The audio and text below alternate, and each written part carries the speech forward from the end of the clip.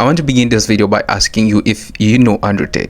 Do you like him or do you hate him? In short, from what I can say is Andrew Tate is one of the most controversial person on the internet. He's also one of the most influential people on young men, whether positively or negatively, based on how you see it. The most important thing, obviously, regarding anything you do in your life is your mindset. We're going to learn something about ourselves. We're going to learn something about how you view the world. How you view the world absolutely and utterly shapes how you react to the world, how you act in the world, how people view you. It's all down to how you view things. So these are the 4 mindset pillars that I have learned from Andrew Tate. The first lesson is you have to believe you are the man. And this is just you believing that, okay, you can do anything that you want to do, right? It's you believing that if you want to do something, you can do it. And it's you believing that you are the person you want to be, even though you are not that person yet. I don't know if it makes sense, because a lot of times people want to act as the person they want to be only when they are that person. Your life is never going to be worse if you walk through the world believing you are the fucking man. You wake up, look in the mirror and go, I'm the fucking man. I am the man. There's no one on this planet who can do shit I couldn't do if I put my mind to it. I don't give a fuck how good you are at piano. If I decide to play piano, I would be better than you at piano. And I believe that. I don't just say these things, I fucking believe them. And when you go through life believing you really, really are the man, you're going to lose a few loser friends. Who cares? What you are going to gain is other people on the same path. You're going to gain other people who think, yeah, well, I'm the fucking man too. This guy's the man. Let's make some money. That's what's going to happen. You need to start believing you are the fucking man. Even if you're not the man yet, even before I was world champion, I knew I was going to be the man. The second lesson is no one is coming to save you. A lot of times it is very comforting, or it is very comfortable to believe that someone owes you something, or someone ought to do something for you, but no one owes you anything. If you want something, you have to work hard for it. Nobody, absolutely nobody, gives a fuck about you as much as you're going to have to give a fuck about yourself. Nobody cares about you as much as they need to care to fix your life. You are never going to have any of the things you want if you do not get them yourself. Only person who gives a shit about your life truly is you. And if you don't give a shit, then you're fucked.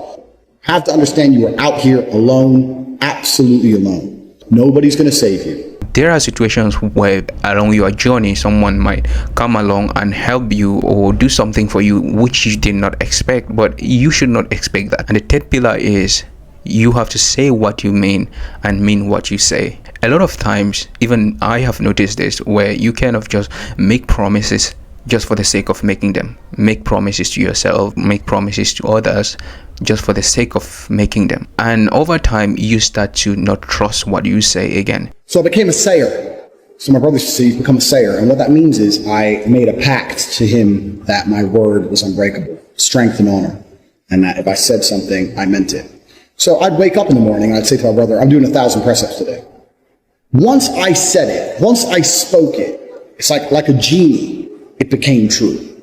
If I said I was going to do 1,000 press-ups, I'd do them. Because if I didn't do them, I'd feel guilty within myself that I was the kind of person who talks shit. Because when you instill these mindsets, when your mindset changes, you start to be extremely accountable for yourself. No one's coming to save you. You become extremely accountable. So when you realize that your word is one of the few things you have on this planet, if you say things, you're going to start sticking to them.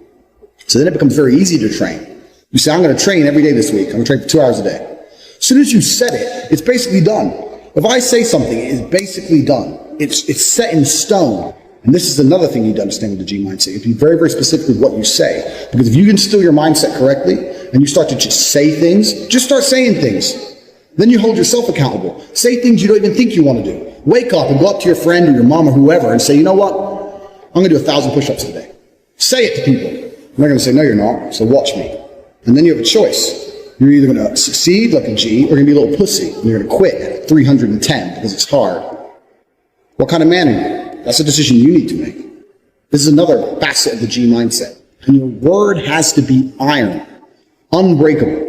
You have to start meaning every word you speak. You say to someone, I'm going to get rich. You better fucking do it. Otherwise, you're a liar.